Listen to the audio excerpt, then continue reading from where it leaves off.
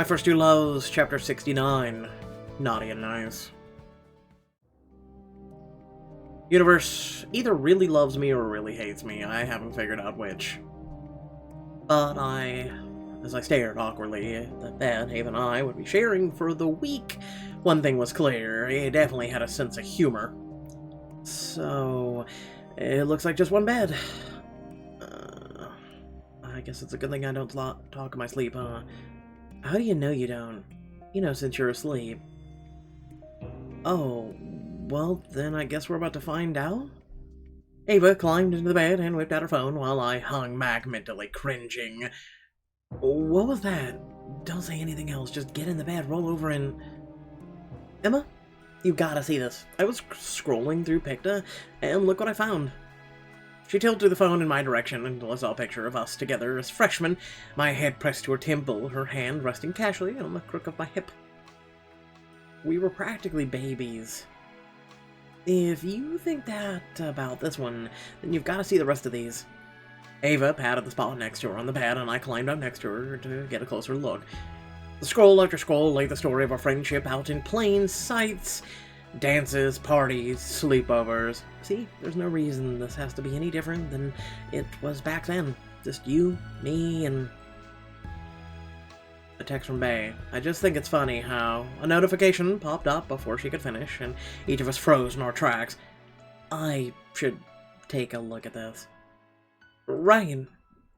I rolled over and sunk into the mattress as Ava settled in next to me, tapping out rapid-fire text messages. The bass of vibrations from our conversation picked up, droning on in the background as my thoughts raced. I'm being crazy. Ava said it herself. We've done this 1,000 times. It's not a big deal, plus she has a girlfriend. And with every new message, it felt more and more like Bela had crawled right into bed with us. I'd almost completely tuned out the vibrations when... Emma, your phone. Snapping out of it, I grabbed the phone from the nightstand and found 2 new messages, one from Mason.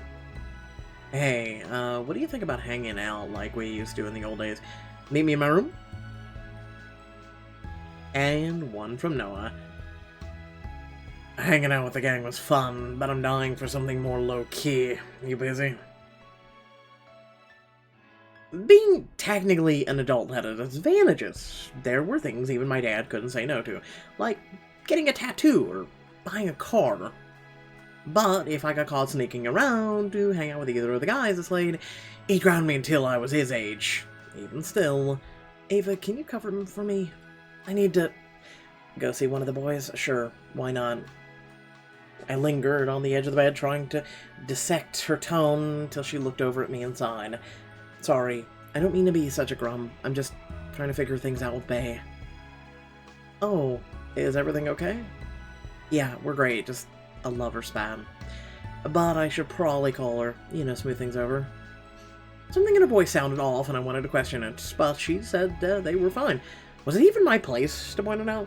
So instead, I gave Ava her privacy, looking back, and just enough time to see her lift her phone to her ear as I closed the door. It would be great to get some space. The last thing I wanted was for Ava to be in a situation like Mason's, or worse, mine. Because as I stepped into the hallway, I realized I had no clue where I wanted to go, or who I wanted to see. No, I had a clue. I tiptoed down the hallway in the direction of Noah's room and quietly pushed open the door. To find Noah propped up in the bed, eyes closed, listening to an old music player. When he noticed me, he pulled his earbuds out. You came. Not yet. I kicked off my shoes and climbed into bed with him, and he folded me into his embrace. Don't stop the music on my account. What are we listening to? Just some playlist I put together. Music is actually tied to some really important memories for me.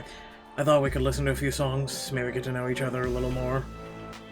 Kinda like a musical time machine. Count me in. Doing the time warp again. I tried desperately to keep my imagination in check as I leaned back into the mattress, which became increasingly hard when Noah moved closer, his body heat warming me inside and out. He offered me one of his earbuds.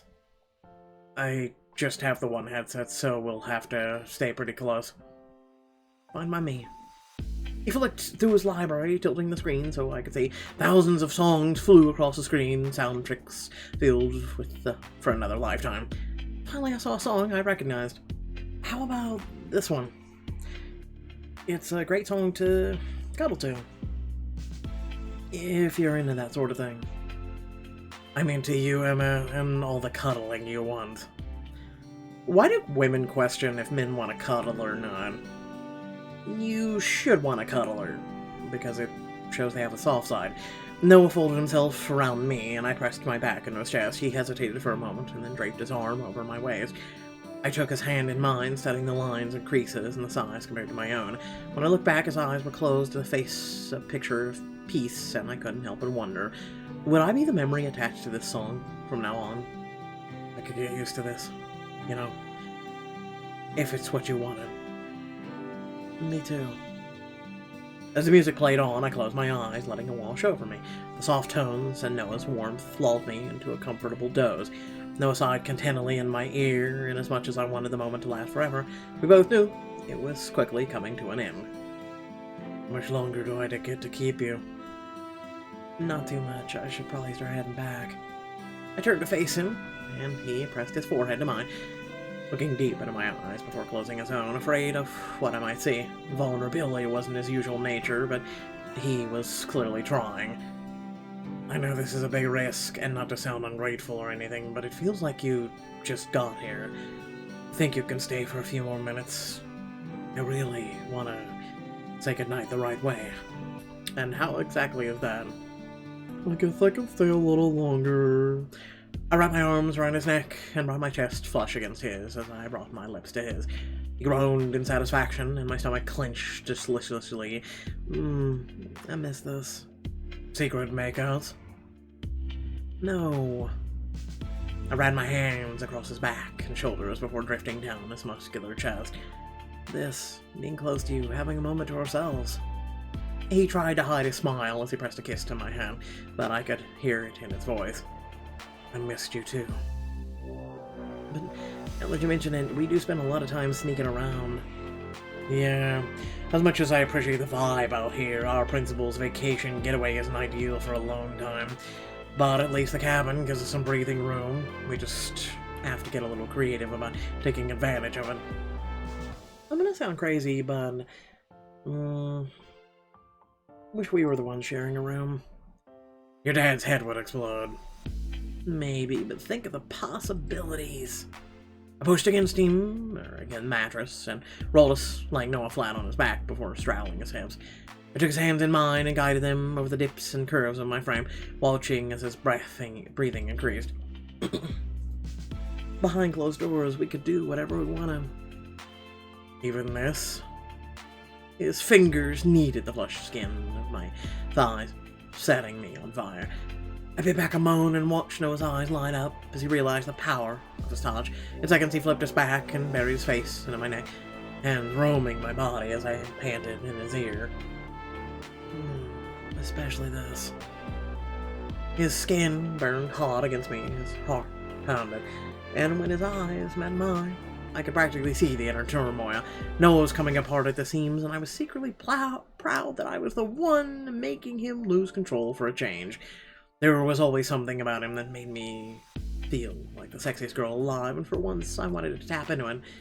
Noah, undress me. His eyebrows shot up, and a smirk stretched lazily across his face. Somebody's bossy tonight. So what if I am? Are you complaining? Not in this lifetime.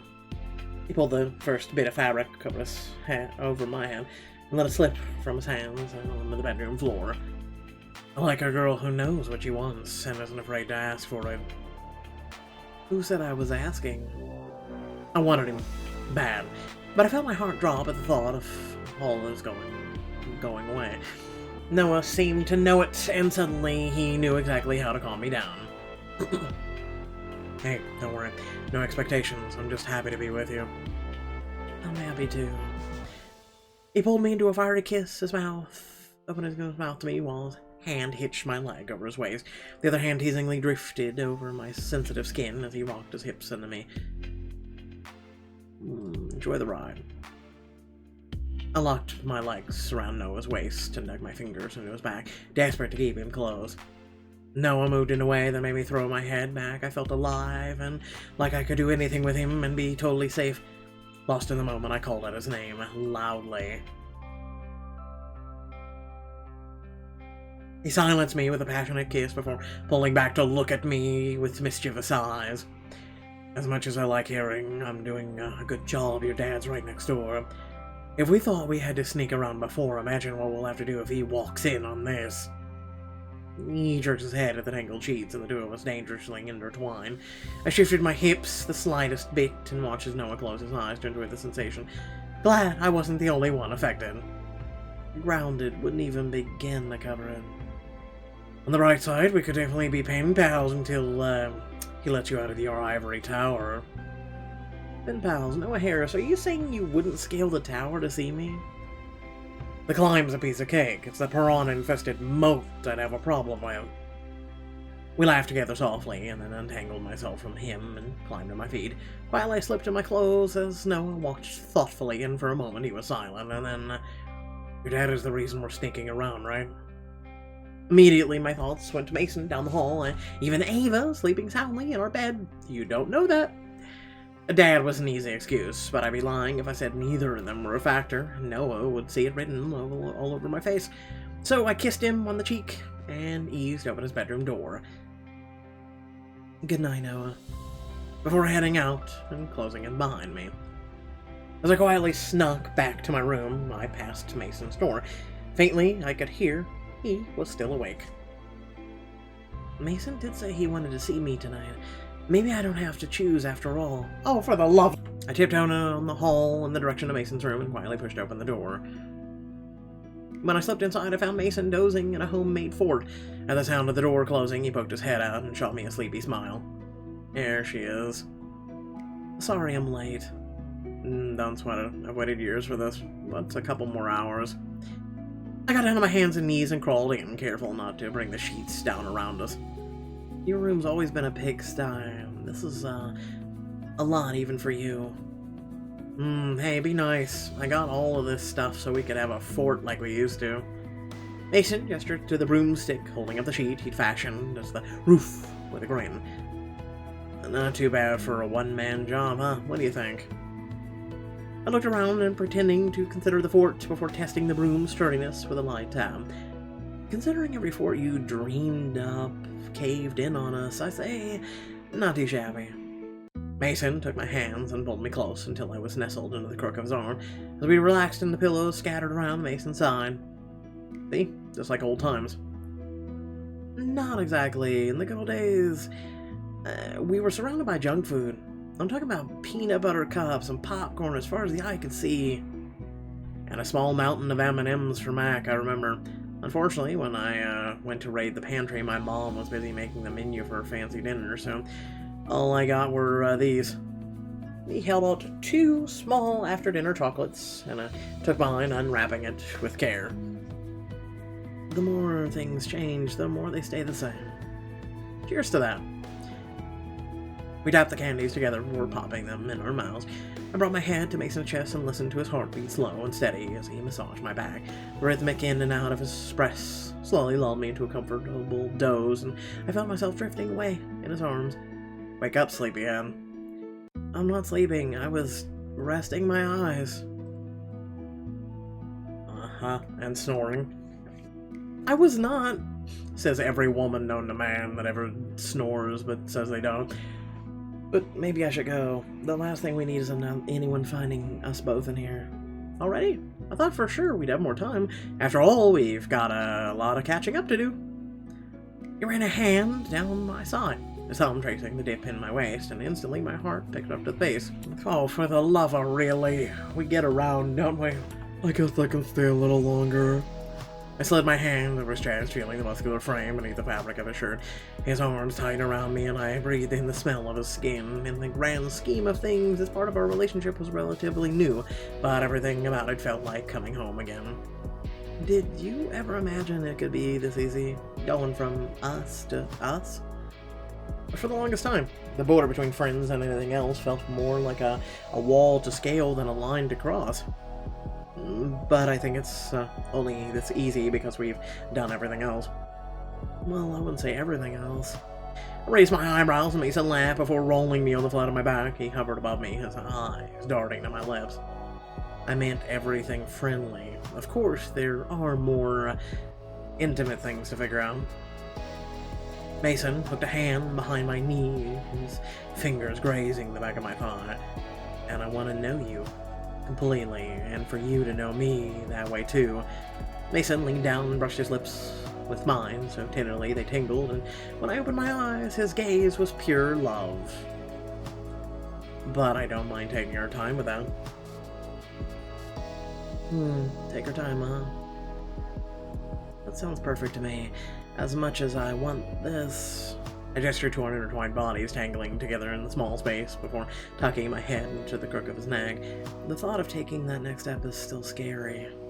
My face burned at the thought of admitting that out loud, but Mason caressed my cheeks in both hands and pressed a kiss to my forehead. I don't want to rush you into anything you're not ready for. Slow and steady wins the race, right? Besides, there are plenty of things we can do in the meantime. You're right. I brushed my thumb over his jawline, securing his chin between my fingers before pulling him back in for a smoldering kiss. I trapped his bottom lip between teeth, then he opened his mouth to me. In that case... I rolled us before swinging my leg over his lap and settling onto his hips. Mason's eyes wandered down to where we were connected before working their way back up, the hungry intention behind them unmistakable. I want you to do a little experimenting. Run my hands down the front of his front again, the soft cotton of a shirt, the only barrier between his skin and mine. Which means these need to go. That's an easy fix. He started to shimmy out of his clothes, but I stopped him, putting my hands over his as my eyes met. His eyes met mine, my fingers snuck under his shirt. Let me. Inch by agonizing inch, I pushed the fabric up his torso, stopping when his eyes were covering to kiss, lick, and suck on his neck. My hands wandered to his waistline and unfastened his jeans, and as I raised my hips to push them towards his feet, Mason freed himself of his shirt. In an instant, he sat up straight with me on his lap, and the top of my head brushed the sheet above us. His hands covered the entire surface area of my back, massaging every way south as he captured my mouth yet again. Oh my god. My body was a flood of sensations, but as Mason's hands skimmed along my skin, my mind zeroed in on their every move. I should see where he's going with this.